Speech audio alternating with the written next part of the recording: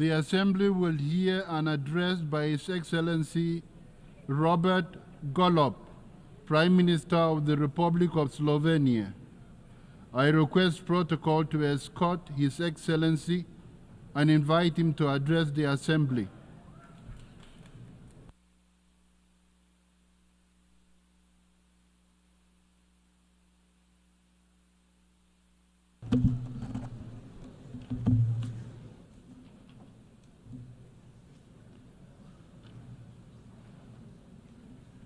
Mr. President, Mr. Secretary General, Excellencies, ladies and gentlemen, it is my great honor to address the General Assembly today. Colleagues, a few days ago we adopted Pact for the Future. In these times of wars, climate catastrophes, increasing inequalities, and deepening polarization, it was a rare flicker of unity. Unity of the countries and groups from all continents. The Pact should represent a start of a new era of global partnership of countries willing to strengthen the multilateral system with the UN at its core. There was another flicker of hope this week. Security Council, presided by Slovenia, my home country, adopted a presidential statement on the leadership for peace.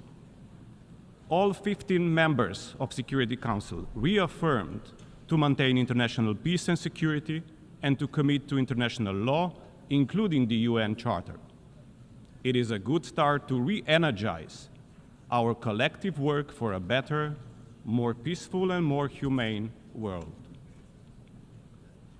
Let me address some of the most pressing issues of today and start with peace and security.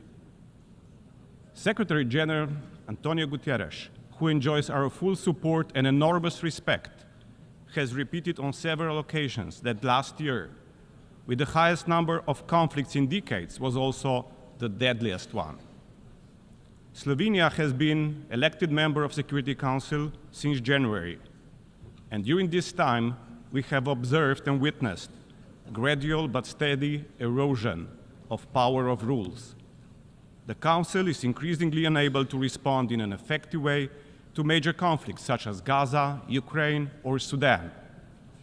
And we are not doing any better in other crisis managements. What we are witnessing in Ukraine is aggression of a stronger, more powerful neighbor upon a smaller and weaker one. This is clearly a blatant violation of the UN Charter, and if we are let this aggression to pass, we open the doors to many similar wars across the globe. In Gaza, almost 4 months since the Council's resolution on ceasefire and hostage release, the deal is nowhere close. As the Secretary General said yesterday at UNRWA meeting, people in Gaza are existing, not living, existing among lakes of sewage, piles of rubbish, and mountains of rubble. The only certainty they have is that tomorrow is going to be worse. In the West Bank and East Jerusalem, violence and dehumanization of Palestinians is increasing and has reached a boiling point. All this is taking us further away from the two-state solution, with Israelis and Palestinians living side by side in peace and security. Escalation of Gaza crisis into the region is now a reality. The region is at the brink of an abyss. De-escalation is urgently needed, starting with the ceasefires in Gaza and Lebanon. In Sudan, we are witnessing a man-made humanitarian catastrophe, with millions displaced and in desperate need of humanitarian aid. At the same time, we are seeing the atrocity happening again in Darfur. How is this possible? Has Security Council really failed the humanity? To be honest, it is the permanent 5 Security Council members who bear most responsibility. By misusing veto power and putting national interests first, they effectively blocked the working of the UN Security Council. the concerns and pain that we feel for civilians, the condemnation of violations of the Charter and of international humanitarian law should not depend on our geographical or political proximity to the conflict. We should all put common interests first, and the world would be a much better place. Having said that, let me come to a reform of the Security Council. Our experience with the Security Council has given us renewed appreciation for the need to reform the Security Council. We urgently need a council that is a true representation of the international community, a council that is fit for the world of today. We need to ensure that the distribution of the seats is fair. The Council needs stronger voices of the regions that have been underrepresented, such as African continent. Reform of Council's composition needs to be accompanied with the reform of the veto powers. The reality is that we won't be able to eliminate veto, but we could definitely regulate this right of veto more precisely. The Security Council also needs to exercise its power with higher ambition when it comes to prevention of conflicts and play a stronger role in peace-building activities that involve all aspects of the UN system. Colleagues, let us not forget that United Nations are much more than the Security Council alone. We commend the work of nameless humanitarian workers who are on the ground in armed conflicts among the civilians representing the face of United Nations. Erosion of respect of international humanitarian law is making their work so much more difficult. Gaza conflict was, however, a turning point in this regard. In Gaza, humanitarians are not just occasional collateral victims. They seem to have become a deliberate military target.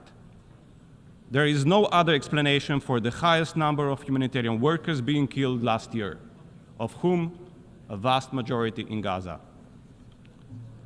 The sense of impunity for crimes in Gaza is putting humanitarian organizations under stress elsewhere. This is undermining the very essence of the United Nations, and it is affecting the work of the humanitarian organizations and agencies like ICRC and UNRWA all around the globe. Third pressing issue, climate change. The impact of climate change is mostly felt on the lifeline for people and nature, that is water, the most precious of the elements. Extreme weather events are multiplying water-related risks across the world. This global challenge demands a global and collaborative response. Solutions exist, but are not equally accessible to everybody. The UN Secretary General's Early Warning for All initiative is the right step in this direction. As the catastrophic floods devastated my home country last year, we initiated development of an advanced digital solution linking Earth observation with supercomputing and artificial intelligence. The system, when built, will help us predict floods and droughts and improve our resilience. We are ready to share this solution with our partners globally. Remote sensing and Earth observation inform our early warning systems, but we are fully aware that many countries lack the capacity to monitoring all the hazards and are restricted in their access. I call upon all to form a global partnership around the early warning for all to help overcome these challenges. The partnership would boost our common preparedness and ensure that everyone on Earth is protected from hazardous weather, water, or climate events through life-saving early warning systems. Fortunately, people suffering from armed conflicts do not have the luxury of high-tech solutions. More often than not, they are denied basic access to clean drinking water. Even more, we are increasingly seeing how access to water is becoming weaponized in Yemen, Somalia, Gaza, and Sudan. Slovenia decided to take initiative, and we launched the Global Alliance to Spare Water from Armed Conflict. together with a cross-regional group of countries. Such global partnerships are urgently needed to safeguard the human right to water for all. And last but not least, on humanity. We need to make sure that people around the world age with dignity and rights. The current international human rights law offers only a fragmented and inconsistent framework for the full protection of human rights of elder persons. This is why we are leading a global action towards a legally binding instrument on human rights of older persons. The world should spare no time to address the main issues related to gender equality, including the future developments and implementation of the Women, Peace and Security Agenda. The UN should lead by example when it comes to the full, equal and meaningful role and leadership of women in our societies. In its entire history, the General Assembly has been led by only 4 women. We never had a female UN Secretary General. The time has come to reflect gender equality in top leadership positions of our organization. Slovenia has joined the supporters of the Rotation for Equality initiative, which calls for gender rotation in the position of the President of the United Nations General Assembly. In the times of crisis, children are always the most vulnerable ones. Today's world is increasingly hostile to children's rights. More children than ever are experiencing violence in all settings. Many have lost their lives, are forcibly displaced, exposed to most traumatic experiences, imprisoned, denied education and healthcare, and face extreme poverty and social exclusion. Gaza is an example of extreme suffering of the children. Slovenia is offering concrete help with the foundation Let Them Dream, which is dealing with the rehabilitation of children from Gaza. It is an extremely noble and human project which was launched years ago and has already helped hundreds of children from Gaza who came on rehabilitation in Slovenia and will continue to do so. Sadly, some of these kids were now already the victims of recent aggression on Gaza. Let me finish with the story of the 2 young girls from Palestine. At the beginning of this week, I attended an event on missing futures in the occupied Palestinian territory organized by Save the Children. At this event, I heard stories from 2 courageous girls, Sarah and Rand. They spoke about their challenges in life, they spoke about their feelings, they spoke about their plans for the future. And despite all of the destruction, dehumanization, and fear, there was no anger nor hate in their stories. They just had this enormous wish to live a normal, decent life. They just had this enormous wish to be able to educate and study in order to be able to contribute back to their community. One wants to become a doctor. Second wants to become a humanitarian worker. Today, I fulfill my promise to them and I bring their story to the General Assembly.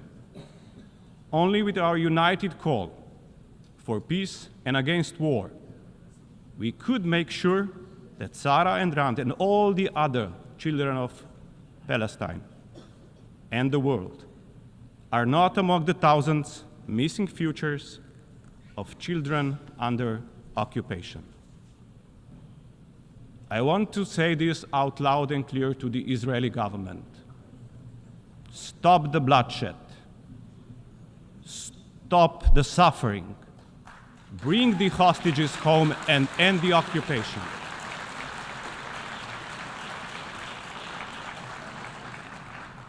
Mr. Netanyahu, stop this war now.